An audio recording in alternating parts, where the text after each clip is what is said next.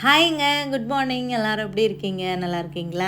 இன்றைக்கி காலையிலேருந்து ஒரே மழைங்க. பசங்க ஸ்கூல் போகும்போது ஆரம்பிச்சது மழை. விடவே இல்லை. பசங்க ஸ்கூல் விட்டு வீட்டுக்கு வரும்போது தான் லைட்டாக விட்டுச்சு. இன்னுமே வெதர் பார்த்திங்கன்னா அப்படியே க்ளவுடியாக தான் இருக்குது.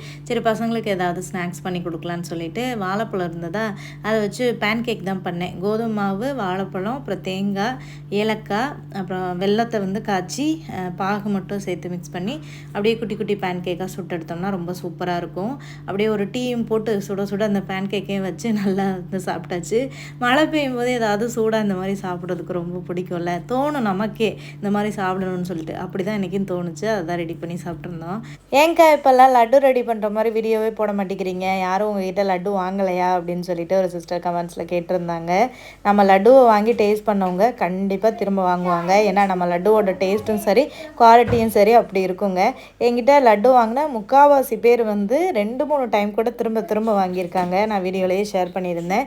ஸோ ஒரு 3 நாளைக்கு முன்னாடி ஒரு சில சிக்கல்கள் வந்துச்சு. நான் இந்த லட்டு ரெடி பண்ணி விற்க ஆரம்பிக்கும்போது நான் எதிர்பார்க்கல இந்த மாதிரி எல்லாம் வரும்னு சொல்லிட்டு.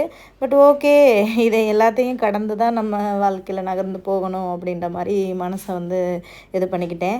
லைஃப்பில் ஏதாவது நீங்கள் பண்ணணும் செய்யணும் அப்படின்னு ஆரம்பிக்கும்போது நிறைய சிக்கல்கள் வரும், நிறைய தடங்கல்கள் வரும். பட் அதையெல்லாம் பெருசாக எடுக்காதீங்க, கடந்து போங்க, இதுவும் கடந்து போகும் அப்படின்ற மாதிரி. ஸோ அப்படி தான் நானும் கடந்து போயிட்டுருக்கேங்க.